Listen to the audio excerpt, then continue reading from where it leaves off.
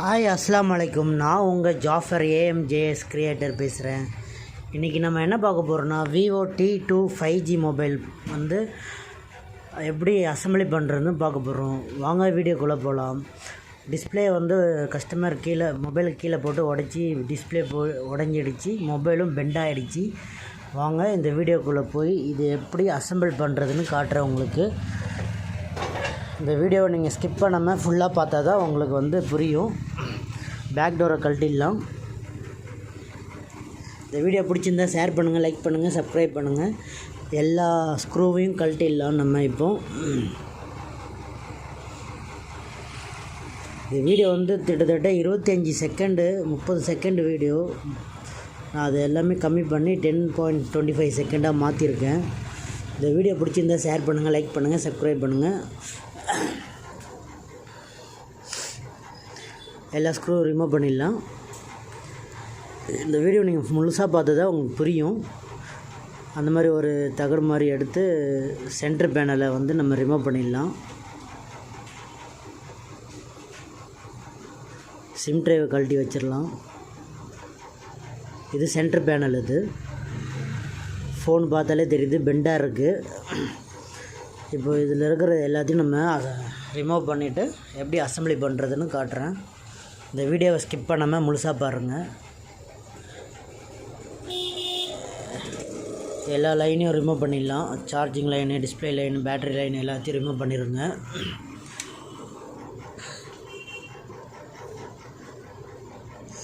இது வந்து ringer set. கால் பண்ணும்போது ரிங் சவுண்ட் வருதில்ல, அதோடைய ஸ்பீக்கர் அது. இப்போ டிஸ்பிளே சேஃபாக ரிமூவ் பண்ணுறேங்க, இல்லைனா கையை குத்திரும், கையை கிழிச்சிரும்.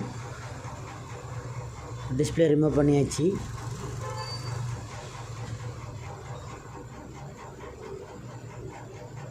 டிஸ்பிளேவை பார்த்து சேஃபாக ரிமூவ் பண்ணுறேங்க.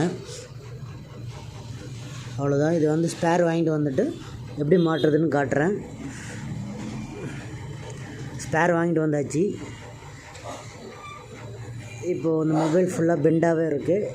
இதில் இருக்கிற எல்லா ஸ்பேரையும் ரிமூவ் பண்ணிவிட்டு புது ஃப்ரேமில் எப்படி வைக்கிறதுன்னு, எப்படி அசம்பிளி பண்ணுறதுன்னு சொல்லி காட்டுறேன். அது மாதிரி பார்த்து கற்றுங்க. எல்லாத்தையும் ரிமூவ் பண்ணிடலாம். இப்போதைக்கு இதுதான் CC board and antenna cable, tower cable, charging board and tower cable, அதை ரிமூவ் பண்ணிடலாம். பேட்டரி ரிமூவ் பண்ணி வச்சிடலாம். இது charging strip plus display strip, இதையும் ரிமூவ் பண்ணி வச்சிடலாம். இந்த பழைய போர்டு வந்து பெண்டாக இருக்குது ஃப்ரேமு. அதுலேருந்து எல்லா டோட்டல் ஸ்பேரையும் கழட்டி புது ஸ்பேரில் நம்ம மாற்ற போகிறோம். இந்த வீடியோவை முழுசாக பாருங்கள். இதுதான் வந்து சார்ஜிங் ஸ்ட்ரிப்பு, டிஸ்பிளே ஸ்ட்ரிப்பு. இது வந்து ஃபிங்கர் பிரிண்ட் சென்சாரு, அதே ரிமூவ் பண்ணிடலாம். இது மதர் போர்டு லைட்டாக பெண்டாக இருக்குது. இது வந்து எர்த்திங் ஸ்பீக்கரு, அதையும் ரிமூவ் பண்ணிடலாம்.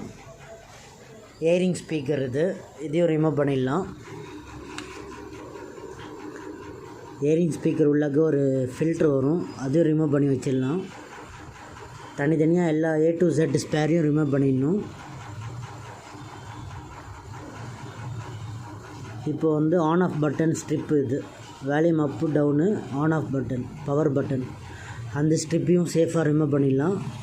பார்த்து சேஃபாக ரிமூவ் பண்ணணும், இல்லைனா அது வந்து பிஞ்சிரும். பேப்பர் மாதிரி தான் இருக்கும், அது பார்த்து சேஃபாக ரிமூவ் பண்ணணும். இதுவும் சேஃபாக ரிமூவ் பண்ணியாச்சு. இதுதான் on off button strip, volume up down strip. அந்த இது மதர் போர்டில் அது டச் ஆகி பவர் ஆன் ஆகும். இப்போ பழைய போர்டில் எல்லாமே டோட்டலாக ரிமூவ் பண்ணியாச்சு. இது வந்து ஏர் ஃபில்ட்ரு. அது பழைய போர்டில் எல்லாமே ரிமூவ் பண்ணியாச்சு. இப்போ புது போர்டு எடுத்துக்கலாம். புது ஃப்ரேம் எடுத்துக்கலாம். இது புது ஃப்ரேமு. இப்போது இந்த ஃப்ரேமில் நம்ம எல்லாமே அசம்பிளி பண்ண போகிறோம். எப்படி அசம்பிளி பண்ணுறதுன்னு ஃபுல்லாக வீடியோவை பாருங்கள், ஸ்கிப் பண்ணாமல் பாருங்கள். முதல்ல ஏரிங் ஸ்பீக்கர் மாற்றிடலாம். இது ஏரிங் ஸ்பீக்கரு. அதுக்குள்ளே ஃபில்ட்ரு ஃபஸ்ட்டு உள்ளே வச்சிடலாம். அதுக்கு மேலே ஏரிங் ஃபில்ட்ரு வச்சிடலாம். ஏரிங் ஸ்பீக்கர் வைக்கலாம். அது கால் பண்ணும்போது காதில் பேசுகிற ஸ்பீக்கர், அதுதான் ஏரிங் ஸ்பீக்கர். முதல்ல அதை ஃபிட் பண்ணிடலாம்.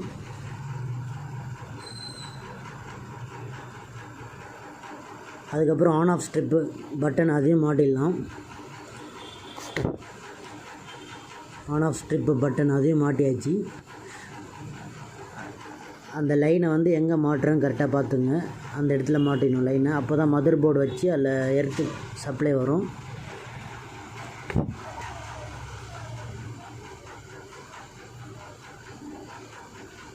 அது ஏரிங் ஸ்பீக்கர் அது. அதுக்கப்புறம் நம்ம மதர் போர்டும் வந்து ஃப்ரேம் பெண்டாக இருக்கனால மதர் போர்டும் லைட்டாக பெண்டாக இருக்குது. எர்த்து ஸ்பீக்கர் வச்சிடலாம். எர்த்திங் லைன் இது. அது லைட்டாக பேஸ்ட் வச்சு அதை ஒட்டிடலாம்.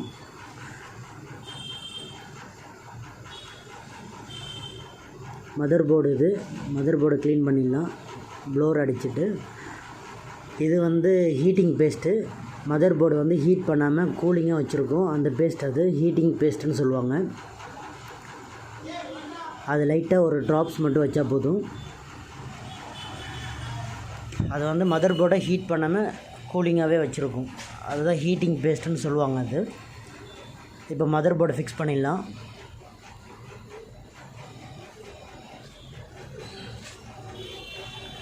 இப்போ டிஸ்பிளே ஸ்ட்ரிப்பும் சார்ஜிங் ஸ்ட்ரிப்பும் டிஸ்பிளே லைனும் சார்ஜிங் லைனும் ஃபிட் பண்ணிடலாம்.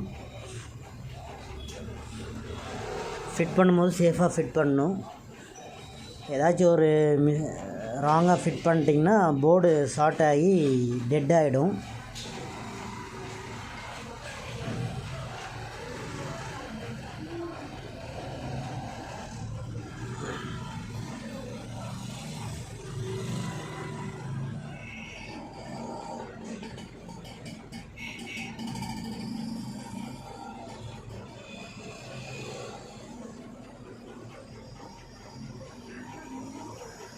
இப்போ ஃபிங்கர் பிரிண்ட் சென்சாரும் மாட்டிடலாம்.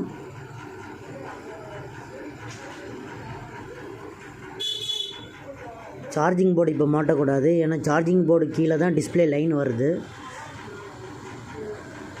அதனால் டிஸ்பிளே வந்து மாட்டிட்டு அதுக்கப்புறம் சார்ஜிங் போர்டு மாட்டலாம். டிஸ்பிளேயில் இந்த ஸ்டிக்கரை ரிமூவ் பண்ணிக்கோங்க. அந்த ஃப்ரேமில் சுற்றி வர பேஸ்ட் பண்ணுறங்க.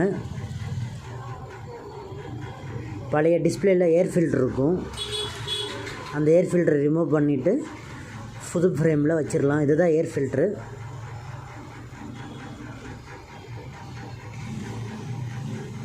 புது ஃப்ரேமில் அந்த பழைய ஏர் ஃபில்டரை வைக்கிறோம்.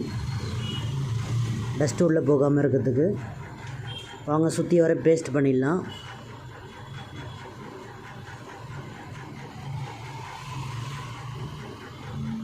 இது வாட்டர் ப்ரூஃபிங் பேஸ்ட்டு தான். இருந்தாலும் நீங்கள் சேஃபாக வச்சுருக்கணும் வாட்டர் போடாமல் இருக்கிறதுக்கு.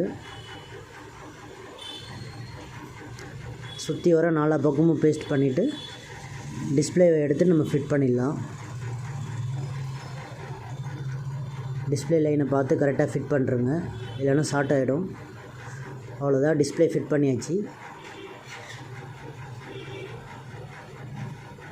நல்லா அமுக்கி விட்டுங்க, அப்போ தான் நல்லா பேஸ்ட் ஒட்டிக்கும்.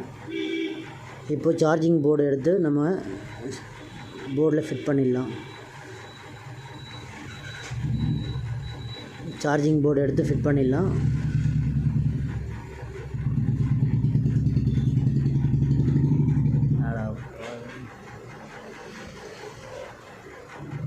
சார்ஜிங் போர்டு ஃபிட் பண்ணியாச்சு. ஆண்டனா கேபிளையும் ஃபிட் பண்ணிடலாம். ஆண்டனா கேபிள் ஃபிட் பண்ணாமல் விட்றாதீங்க, இல்லைன்னா டவர் கிடைக்காது, நெட்வொர்க் கிடைக்காது. இதுதான் ஆண்டனா கேபிள். ஆண்டனா கேபிள் ஒரு பாயிண்ட்டை வந்து மதர் போர்டுக்கும் ஒரு பாயிண்ட்டை வந்து சிசி போர்டுக்கும் கனெக்ட் பண்ணிடணும்.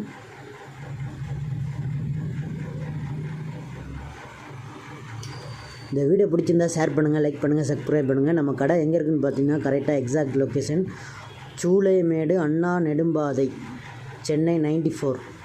கடை ஷாப் நேம் வந்து நெட்ஜூன் கம்யூனிகேஷன். கூகுளில் நீங்கள் சர்ச் பண்ணாலே நம்ம கடை வரும். பேட்டரியை ஃபிட் பண்ணிடலாம். இப்போது அதுக்கு முன்னாடி ஏரிங் ஃபில்ட்ரு இது ரிங்கர் செட்டை ஃபிட் பண்ணிடலாம். வாங்க சார்ஜ் போட்டு செக் பண்ணிடலாம். மொபைல் ஆன் ஆகுது. இந்த வீடியோ பிடிச்சிருந்தால் ஷேர் பண்ணுங்கள், லைக் பண்ணுங்கள், கமெண்ட் பண்ணுங்கள். அவ்வளோதான். எல்லா ஸ்க்ரூவும் போட்டு டைட் பண்ணி கஸ்டமருக்கு டெலிவரி பண்ணிடலாம். பேனலை ஃபிட் பண்ணுறோங்க. எல்லா ஸ்க்ரூவையும் போட்டு டைட் பண்ணிவிட்டு பேக் டோரை ஃபிட் பண்ணிவிட்டு கஸ்டமருக்கு டெலிவரி பண்ணிடலாம். இந்த வீடியோ பிடிச்சிருந்தால் ஷேர் பண்ணுங்கள், லைக் பண்ணுங்கள், சப்ஸ்கிரைப் பண்ணுங்கள். நம்ம கடை எங்கே இருக்குது பார்த்தீங்கன்னா